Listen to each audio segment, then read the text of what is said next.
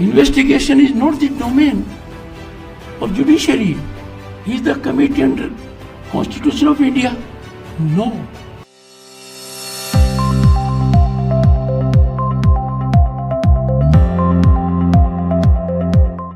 નમસ્કાર, હું છું વિક્રમ વકીલ. આપ જોઈ રહ્યા છો હોટલાઇન ન્યૂઝ. 2013ના વર્ષમાં ભાજપના સ્વર્ગસ્થ નેતા અરુણ જેટલીએ એક વક્તવ્યમાં ખૂબ જ સરસ વાત કરી હતી. જેટલીએ કહ્યું હતું કે સુપ્રીમ કોર્ટના કેટલાક જજોની ઈચ્છા દેશ ચલાવવાની છે. એમને બધા જ પાવર જોઈએ છે જે વડાપ્રધાન પાસે છે, એનાથી વધારે પાવર જોઈએ છે, પરંતુ એની સામે કોઈ જવાબદારી નથી લેવી. આ એકદમ સાચી વાત હતી. આ સિવાય પણ જેટલીજીએ ઘણું બધું કહ્યું હતું. હવે આજે 2025ના વર્ષમાં પણ પરિસ્થિતિમાં કોઈ સુધારો થયો નથી. આપ હમણાં જોઈ શકો છો કે વક્ફ બિલની જે સુધારા કર્યા ગવર્મેન્ટે, અને એ સંસદના બંને ગૃહમાં પસાર થયા. રાષ્ટ્રપતિએ એની પર મહોર પણ મારી, છતાં પણ સુપ્રીમ કોર્ટે એના પર સ્ટે આપી દીધો છે કામ ચલાવો. એટલે સુપ્રીમ કોર્ટ એક તરફ અમુક ચુકાદામાં એમ કહે છે કે ભાઈ તમે ચૂંટાયેલી પાંખ કરતા રાજ્યપાલ કે રાષ્ટ્રપતિને વધારે પાવર્સ નથી, અને બીજી તરફ એ પોતે જ ચૂંટાયેલી પાંખ એટલે કે સંસદના બંને ગૃહોના જે સભ્યો છે એમની ઈચ્છા, બહુમતી ઈચ્છાને અવગણીને પોતાનું મનનું ધારેલું કરે છે.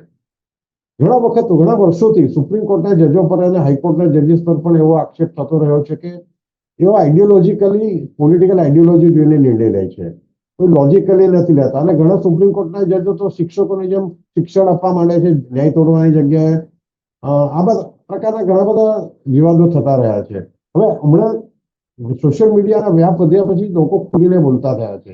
એક જમાનામાં તો છાપા હતા ત્યારે કોઈ લખે તો એની સામે કન્ટેમ્પ ઓફ કોર્ટ કરીને એને જેલમાં મોકલવાની ધમકી આપતા હતા આ સુપ્રીમ કોર્ટના જજ સાહેબો. પણ હવે એમને પણ ડરીને રહેવું પડે છે. સુપ્રીમ કોર્ટની માથાભારે જે પદ્ધતિ છે, જે એમની જજોની જે વર્તણૂક છે, એ બાબતે આજે આપણી સાથે ચર્ચા કરશે જાણીતા પત્રકાર હિમાંશુભાઈ ભટ્ટ. હિમાંશુભાઈ, આપનું સ્વાગત છે. નમસ્કાર વિક્રમભાઈ, દર્શકોને ખૂબ ખૂબ પ્રણામ. નમસ્કાર હિમાંશુભાઈ. હિમાંશુભાઈ, આપણે ઘણા છેલ્લા વર્ષોથી જોઈ રહ્યા છે, અને 2013માં તો જેટલી જે બહુ સરસ રીતે આખું વાત કરી હતી કે સુપ્રીમ કોર્ટના જજોને કે હાઈકોર્ટના જજોને દેશ ચલાવવા જોઈએ છે, એમને સંપૂર્ણ સત્તા જોઈએ છે, પરંતુ એમને ચૂંટાઈને નથી આવવું. એમને સાચી વસ્તુ એ છે કે જો એમણે દેશ ચલાવવો હોય, બધી સત્તા જતી હોય ચૂંટાયેલી પાંખની, તો એમણે ઇલેક્શન લડીને ચૂંટણીમાં ચૂંટાઈને લોકશાહી ઢબે આવીને કારભાર કરવો જોઈએ દેશનો. એ તો બહુ સીધી વાત છે. જો આપણું બંધારણ બન્યું અને આપણે ત્યાં સિસ્ટમ, પાર્લામેન્ટરી ડેમોક્રેસીની સિસ્ટમ જે એડોપ્ટ થઈ, ગ્રહણ કરવામાં આવી, એમાં બેલેન્સિંગ એક્ટ જગ્યાએ કરવામાં આવ્યા કે ચૂંટાયેલી પાંખ કઈ, બ્યુરોક્રેટ્સ અને જ્યુડિશિયરી, દરેકની પોતપોતાની સત્તા છે, દરેકનો પોતપોતાનો કામનો દાયરો છે, અને કોઈ સર્વોપરી ન બની જાય, સરમુખ હથિયાર ન બની જાય, એટલા માટે આ સિસ્ટમ આપણે ત્યાં લાગુ થઈ. આનો મૂળભૂત હેતુ આ. પણ હવે થઈ શું ગયું છે? હવે સુપ્રીમ કોર્ટની તમે જે વાત કરી, સુપ્રીમ કોર્ટના ન્યાયાધીશોની વાત કરી, એક સમય એવો હતો જ્યારે આપણે રિપોર્ટિંગ કરતા હતા, લખતા હતા એક્સ્ટ્રા જ્યુડિશિયલ મેટર છે, સબજ્યુડિસ છે, ભાઈ નહીં લખાય, નહીં તો કોર્ટ આપણી સામે કાર્યવાહી કરશે. આજે સોશિયલ મીડિયામાં લોકો બોલતા થઈ ગયા છે. બોલતા થઈ ગયા છે એનું કારણ શું છે? દર્શકોને આ વાત સમજવાની બહુ જરૂર છે કે લોકો કેમ બોલવા માંડ્યા છે. જ્યારે સામાન્ય વ્યવહારનું જ્ઞાન, એક સામાન્ય માણસને સમજ પડે તેવી વાત, જો આ આપણા કહેવાતા મોટા મોટા ન્યાયાધીશોને ન સમજ પડતી હોય કે એ લોકો એનાથી ઉલટો ચુકાદો આપવાના હોય, ત્યારે સામાન્ય માણસ બોલવા માંડે. જજીસને આદત પડી ગઈ છે. હમણાં તમે જુઓ તો એમણે એક બહુ મોટો ચુકાદો આપી દીધો કે રાજ્યપાલોએ, રાષ્ટ્રપતિએ 3 મહિનાની અંદર એમણે મોકલાવેલા બિલને સહી મારી દેવી પડશે. એ લોકો રોકી રાખે તો નહીં ચાલે. સવાલ એ આવે છે કે આ સત્તા બરાબર છે, એમણે કહ્યું આંગળી ચીંધી બરાબર છે, પણ પોતાના ગિરેબામાં ઝાંકીને જોયું કેટલા લાખ, કેટલા વર્ષના જૂના કેસીસ એમને ત્યાં પડતર છે, એમણે કેટલા કેસીસ આપ્યા. પોતાનું કામ મૂકીને દાદાગીરી કરવી છે. એટલે રૂલ વિધાઉટ રિસ્પોન્સિબિલિટી, જવાબદારી વગરની સત્તા. હવે આ બધાને જોઈએ છે, આખી દુનિયાએ જોયું સાહેબ. કે પેલા દિલ્હી હાઈકોર્ટના જજના કમ્પાઉન્ડના આઉટ હાઉસમાંથી કેટલા કરોડો મળ્યા મળેલા? હવે હમણાં કઈ સંભળાય છે કેસ? કેમ કે એ જજ છે ને, એટલે એ બધું કાર્પેટની નીચે દબાવી દેવાય. આ જ વાત છે જે સોશિયલ મીડિયાને બોલતો પ્રેરિત છે. સાહેબ એવું કેમ કે હજુ હમણાં તો વક્ફ એક્ટ પસાર થયો, જો 3.5 લાખ કેસ પેન્ડિંગ હોય તો વક્ફનો કેસ 15 દિવસમાં કેમ ચલાવવામાં આવે? અડધી રાતે કોંગ્રેસના એક સ્પોક્સમેનને પવન ખેડા જેવાને પકડાય તો એના માટે 12 વાગે સુપ્રીમ કોર્ટ દરવાજા ખોલે. તીસ્તા સેટલવાર બેલ લેવા માટે રાતના 12 વાગે ત્યાં જાય અને સુપ્રીમ કોર્ટના જજે એને બારણું ખોલીને આપી દે. આ બધું શું દર્શાવે છે? લોકશાહીમાં મત આપતી પ્રજા પાગલ નથી. એ વાત ન્યાયાધીશોએ પણ સમજવાની જરૂર છે, કોર્ટે પણ સમજવાની જરૂર છે. અને કોર્ટ જ્યારે આ નથી સમજતી ત્યારે આજે જગદીશ ધનખડે કર્યું ને, જુઓ એ તો ચૂંટાયેલા ઉપરાષ્ટ્રપતિ છે ભાઈ, દેશના સર્વોચ્ચ વડાની નીચે ઉપરાષ્ટ્રપતિ તરીકે બેસેલા વ્યક્તિ છે. એ જ્યારે જાહેરમાં આવીને ન્યાયાધીશોને, સુપ્રીમ કોર્ટને સીધી આંગળી ચીંધતા હોય ત્યારે એ વાત સમજી જવાની કે કંઈક મોટું થવાનું છે. આજે આપણે જ્યુડિશિયલ રિફોર્મની વાત કરીએ છીએ ને, એ હવે બહુ જ જરૂરી બની ગયા છે. કેમ કે એક ઇકોસિસ્ટમ પેદા થઈ ગઈ છે 1947 પછી. ગણ્યા ગાંઠા 50 થી 100 કુટુંબના, માફ કરજો અહીંયા પણ આ કુટુંબશાહી ચાલે છે, 100 કુટુંબના ગણ્યા ગાંઠ્યા લોકોના પરિવારના લોકો જજ બને છે. જોજો તમે. સાચી વાત છે. આપણા ચીફ જસ્ટિસ ચંદ્રચૂડ, એના દીકરો કેસ લડતો હોય તો તે કેસ એ 4 દિવસમાં બોર્ડ પર લઈ આવે. હમણાંનું ઉદાહરણ આપું, એક પેલા અલ્હાબાદિયા કે કોણ છે યુટ્યુબર, એનો કેસ ચંદ્રચૂડનો દીકરો લડતો હતો એટલે ફટાક દઈને બોર્ડ પર આવી ગયો. મારો તમારો કેસ સુપ્રીમ કોર્ટમાં કેટલા વર્ષે બોર્ડ પર આવે? કોઈ મોટો જાણીતો વકીલ ન લડતો હોય તો. અને હિમાંશુભાઈ, તમે જે વાત કરી કે ચંદ્રચૂડનો દીકરો લડતો, એવી રીતે બીજા પણ કેટલાક સ્પેશિયલ પ્રિવિલેજ ધરાવનારા વકીલો છે. એમાં એક છે અભિષેક મનુ સિંઘવી, બીજા છે કપિલ સિબ્બલ, અને મોટે ભાગના કોંગ્રેસ સાથે પક્ષ સાથે સંકળાયેલા જે વકીલો છે. હવે આ બંને જ વકીલ વકફના કેસ લડે છે. એ બંને પાછા સંસદ છે. તમે પોતે વિચારો. એટલે આમાં તો ઇન્ટરેસ્ટ, કન્ફ્લિક્ટ ઓફ ઇન્ટરેસ્ટ થાય એવું છે.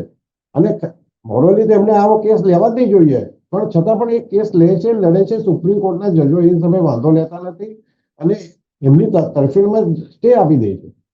ના, તરફેણમાં સ્ટે બે કઈ નથી અપાયો. એ આ માહિતી એકદમ ખોટી છે વિક્રમભાઈ. તમે જે કહી રહ્યા છો તે, તમે આખું જજમેન્ટ વાંચો, આખી વાત વાંચો.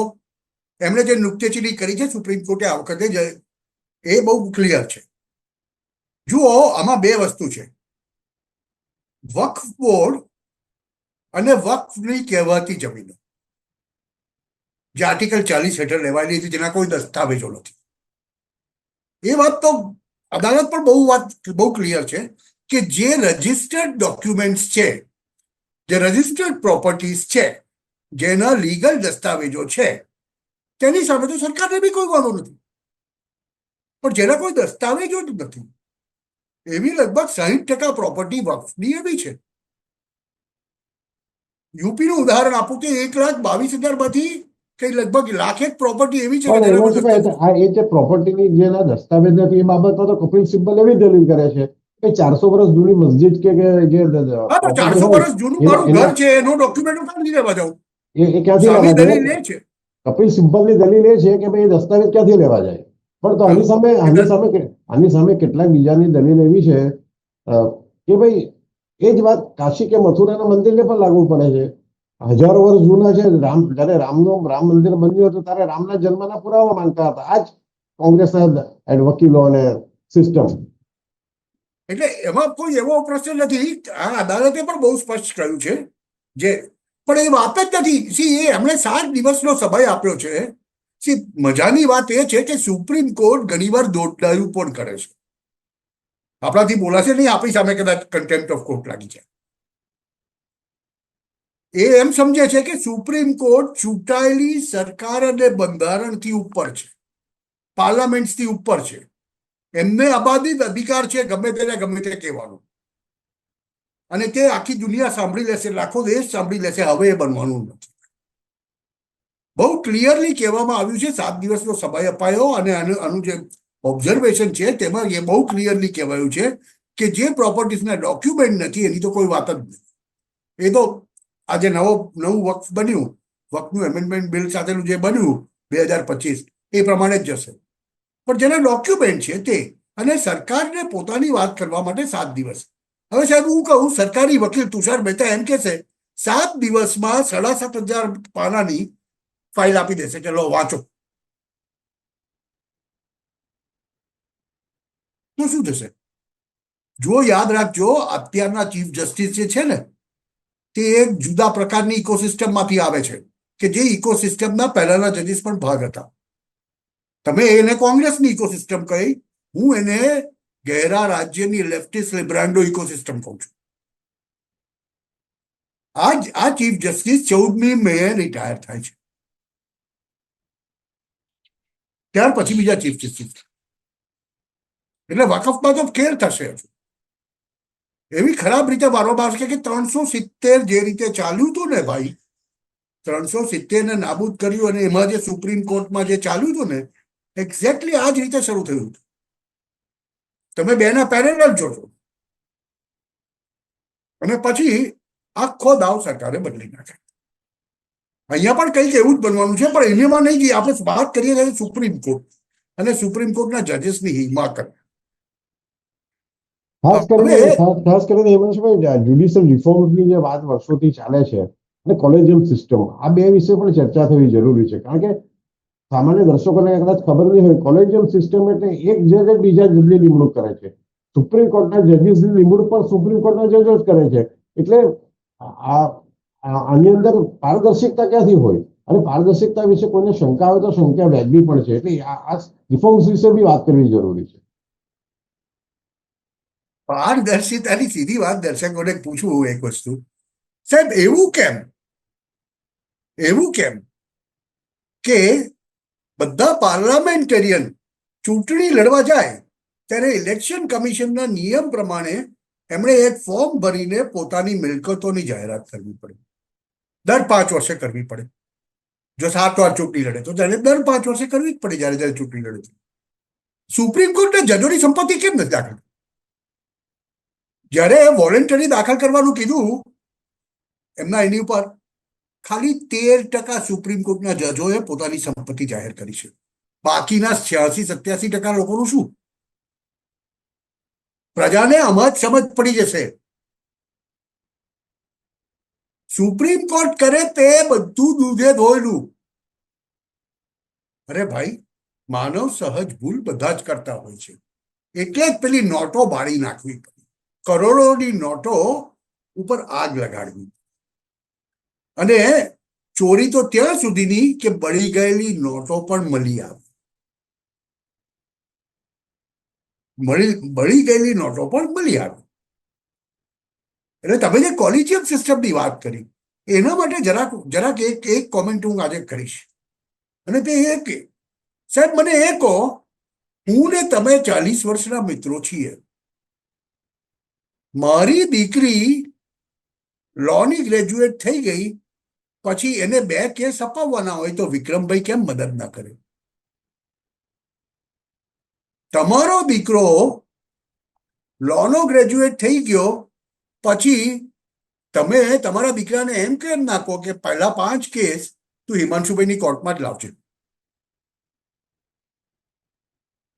હવે સમજ પડી? કોલિજિયમ સિસ્ટમમાં આવું થતું હોય. કોલિજિયમ સિસ્ટમ એક ચોક્કસ ઘરાનાઓ છે, 50 થી 100, મેં કીધું ને 50 થી 100 દેશમાં, એ લોકોનો જ આ જ્યુડિશિયલ સિસ્ટમ પર અધિકાર છે. સર્વોચ્ચ ન્યાયાલયમાં તો એવું કેમ કે અભિષેક મનુ સિંઘવી કે કપિલ સિબ્બલ કે એક સમયે પેલા કોણ હતા જ્યુડિશિયલ એક્ટિવિસ્ટ પ્રશાંત પ્રશાંત ભૂષણ. ભૂષણ, શશી ભૂષણ, એ લોકોના જ બધા કેસીસ કેમ ચાલતા? સુબ્રમણ્યમ સ્વામીના કેસીસ જ કેમ ચાલતા? બીજી તરફની વાત કરીએ તો એટલે કહેવાનો મારો મતલબ બહુ સ્પષ્ટ છે દર્શકો, જેટલું ફેવરેટિઝમ કદાચ સુપ્રીમ કોર્ટમાં થતું હશે ને એટલું ફેવરેટિઝમ તો આપણા બાળકોના એડમિશન લેવા જઈએ ને ત્યાં પણ ના થાય કે પેલી બેસિક 90% મેરિટ તો જોઈએ જ જોઈએ. તમને મેડિકલમાં એડમિશન જોઈતું હોય તો એ મેરિટ તો જોઈએ જ જોઈએ. એ વાત તો હજુ સામાન્ય પ્રજામાં બી સમજણમાં આવે છે, જ્યારે સુપ્રીમ કોર્ટમાં તો આપણું છે એટલે બધું સારું છે વાળી વાર્તા ચાલતી હોય છે. તમને નવાઈ લાગશે, વકીલો રાહ જોતા હોય છે કે મારો કેસ ખાલી આ જજનો સમય આવે, આ જજની કોર્ટમાં જ હું લઈશ. કેમ એવું ભાઈ? જુઓ, સવાલો તો ઊભા થાય જ, અને લોકશાહીમાં મીડિયા તો સવાલો પૂછશે. તમે દૂધે ધોયેલા છો એ તમારે પુરવાર કરી આપવાનું છે. અમે તો કહીશું કે ભાઈ આવું બધું છે, કેમ ચાલે છે, અમને કહો. અને આજે સૌથી મોટો સવાલ, જુઓ, આપણી બ્યુરોક્રેસી આળસુ છે. બહુ સીધી ભાષામાં કહું તો બધાની ખરાબ વાતો કરી રહ્યા છે. આપણી બ્યુરોક્રેસી ભયંકર આળસુ છે. હજુ પણ બાબુઇઝમને કારણે ભારત $1 ટ્રિલિયન વેપાર ગુમાવી રહ્યું છે. આપણી જ્યુડિશિયરી એકદમ નકામી થઈ ચૂકી છે, કેમ કે એનો ગ્રાસરૂટ લેવલ સાથે કોઈ કનેક્ટેડ નથી. એ ખાલી સૈદ્ધાંતિક વાતો કર્યા કરે છે. અને હિમાંશુભાઈ, મને લાગે છે એ ઉપરાંત પણ છે, જજીસ બધા મોટે ભાગના હાઈકોર્ટ હોય કે સુપ્રીમ કોર્ટ કે લોઅર કોર્ટ હોય, એરોગન્ટ થઈ ગયા છે. આપણે એક શબ્દ વાપરીએ ને, તમે જોજો એમના કેટલીક કોમેન્ટમાં પણ તુંડો મિજાજ જોવા મળે છે. એ લોકો યસ, વકીલોને, રાજકારણીઓને, પોલીસને, સામાન્ય માણસને બધાને તુચ્છ ગણે છે. એ લોકોની વ્યાસપીઠ પર બેઠા છે ને, જે ખુરશી પર અપર જગ્યાએ, એને જે બોર્ડ કહે છે કાયદાની ભાષામાં, ત્યાં બેઠા પછી એમને થાય છે એક કે કોમેન્ટ એ લોકો સુપર ગોડ છે એવું એ લોકોને ફીલ થાય છે. એક કોમેન્ટ કરું. જો જી. અંગ્રેજીમાં છે ને, આપણા વકીલો જ્યારે આર્ગ્યુમેન્ટ કરતા હોય છે ત્યારે કે માય લોર્ડ. હવે આ છે ને, વર્ષોથી જ્યારે તમે માય લોર્ડ સાંભળ્યું ને, મગજમાં એક વસ્તુ ભૂસું ભરાઈ જાય કે હું તો લોર્ડ છું, એટલે પછી હું લોર્ડની જેમ વર્તણૂક કરું. અને એવું જ કંઈક આજે આપણને મોટી મોટી અદાલતોમાં જોવા મળી રહ્યું છે. સિરિયસલી કેસ જુઓ તમે, કેટલા કેસ ચાલ્યા છે, ચાલો. અને જ્યારે સિરિયસલી કેસ ચાલ્યા ને ત્યારે એના સમાધાન આવી ગયા છે. પછી એ રામ મંદિર, બાબરી મસ્જિદનો વિવાદો જુઓ તમે, તે હોય કે પછી 370 હોય, કંઈ પણ હોય, જુઓ તમે, મહત્વની વસ્તુઓ જેને આપણે માની નહોતા શકતા કે આપણા જીવનમાં, તમે કે મેં માનેલું કે ક્યારે કાશ્મીરમાંથી 370 અને 35 નાબૂદ થઈ જશે આપણા જીવનકાળમાં. વેલ, પત્રકાર તરીકે મેં તો નહોતું માન્યું. હું તો માનતો હતો કે સેક્યુલર ભારત કહેવાય એટલે આપણે ત્યાં તો કાશ્મીરમાં તો આવું જ ચાલવાનું, કાશ્મીરના નામે. પણ 370 નાબૂદ થઈ ગઈ. આજે કાશ્મીરનો વિકાસ થતો દેખાય છે. ભૌતિક વિકાસની વાત કરું છું. માનસિક રીતે હજુ કાશ્મીરી પ્રજા ભારત દેશ સાથે વળી નથી, એ વાત અલગ છે. પણ કાશ્મીરમાં જે પ્રકારે ભૌતિક વિકાસ થઈ રહ્યો છે, ઇન્ફ્રાસ્ટ્રક્ચરનો વિકાસ થઈ રહ્યો છે, જે રીતે ટુરિઝમ પામી રહ્યું છે, એના ઉપરથી એક વાત તો ચોક્કસ છે કે આવું 10 વર્ષ ચાલ્યું ને તો ઘાવ ભરાઈ જશે. ચોક્કસ ભરાઈ જશે. અને આવું જ કંઈક, અને આ ક્યારે બન્યું સાહેબ કે જ્યુડિશિયરી એ વખતે, એ જે પર્ટિક્યુલર કેસ વખતે જે બધું કામ થયું, ઓર્ગેનાઇઝ પ્રોપર કામ થયું. અને આવું જ્યારે થશે ને ત્યારે જ્યુડિશિયરીને સલામ મારવાનું મન થશે. પણ જ્યારે નહીં થાય, આજે તમે એક જ હિયરિંગ જુઓ ને વક્ફનું, પ્રજામત એક તરફ છે પ્રજા માને છે કે આ વખત અમેન્ડમેન્ટ બિલ જરૂરી હતું, બરાબર, મોટા ભાગની પ્રજા. પણ જ્યુડિશિયરીને એને પૂરો ચાન્સ આપવો છે, એટલે એ બતાવવું છે જ્યુડિશિયરીને કે અમે એને મંજૂરી આપીએ તો પણ અમે કીધું એટલે મંજૂર થયું. વળી વાત મને ક્યાંક ને ક્યાંક આ વસ્તુ હા, એટલે હું એમ કહું કે એક ફોલ્સ ઈગો છે કે આપણે એરોગન્ટ શબ્દ વાપરો કે એક તમે જે કહ્યું કે એમને મોટા ભાગ હોવું છે દરેક બાબતના, દરેક કેસમાં એમને એવું લાગવું છે કે સરકાર નહીં, વડાપ્રધાન મોદી નહીં, અમે જ સર્વે સર્વા છે, રાષ્ટ્રપતિ પણ સર્વે સર્વા નથી. જે આપણા ઉપરાષ્ટ્રપતિ જે આજે તમે કહ્યું વાત કરી એ જ વાત આપણે આ છે કે ભાઈ જજો સુપ્રીમ કોર્ટના રાજ્યપાલ અને રાષ્ટ્રપતિ પર કરતા પોતાના ઉપર માને છે. એટલે હિમાંશુભાઈ આપણે જો એક છેલ્લો એક ચર્ચા કરીને એક આપણે વાત કરીએ કે ભાઈ તમને એવું લાગે છે કે વર્તમાન સરકાર આ જ્યુડિશિયલ રિફોર્મ્સ નો અમલ કરાવી શકશે કે થઈ શકશે થોડા સમયમાં? હું તો જોઈ રહ્યો છું 25માં તો નહીં, પણ 26 થી જ્યારે આ ડિલિમિટેશન એક બાજુ ચાલુ થશે, એક બાજુ એનઆરસી ચાલુ થશે, અને એક જે લેફ્ટિસ્ટ લિબ્રાન્ડોની ઇકોસિસ્ટમ છે આખી, જૂના ડીપ સ્ટેટની જે એક ઇકોસિસ્ટમ છે આખી, એ અત્યારે જે રીતે ધ્વસ્ત થઈ રહી છે, આના લગભગ 2 વર્ષ પછી આ judicial reform one nation one election વાળું કામ થશે, એ મોશનમાં આવશે. એની સાથે સાથે આઈ એક્સપેક્ટ સમ જ્યુડિશિયલ રિફોર્મ્સ. કદાચ પહેલા તબક્કામાં જે પ્રકારના જ્યુડિશિયલ રિફોર્મ્સ દેશની પ્રજા આજે માંગી રહી છે કે સત્તા તો મળે, યસ ભાઈ, સત્તા તો આપી, પણ જવાબદારી વગરની સત્તા નહીં. અને જે તમે કહ્યું એમ કે ભાઈ જજીસોએ પણ પોતાની મિલકત તો જાહેર કરવી જ પડશે અને કરવી જ જોઈએ. અને ફક્ત સુપ્રીમ કોર્ટના ન્યાયાધીશો નહીં, હાઈકોર્ટ હોય કે લોઅર કોર્ટ હોય, ડિસ્ટ્રિક્ટ કોર્ટ હોય, દરેક જેમ સરકારી અધિકારીઓએ જાહેર કરવી પડે છે. ઇલેક્શન નરેન્દ્ર મોદી જો પોતાની મિલકત જાહેર કરતો હોય, હા, તો પછી સીઆર પાટીલ સર્વે કરવી પડે ને. એટલે આપણે આશા રાખીએ કે એ દિવસો દૂર નહીં હોય કે ન્યાયાધીશોની પણ બીજા સામાન્ય નાગરિક જેવા જ છે એ સિસ્ટમ ઇન્ટ્રોડ્યુસ થાય આપણે ત્યાં. થેન્ક યુ વેરી મચ હિમાંશુભાઈ. નમસ્કાર. આવા પ્રકારના વિડીયો તમને જોવા ગમતા હોય તો હોટલાઇન ન્યૂઝ ચેનલને લાઇક, શેર અને સબસ્ક્રાઇબ કરો.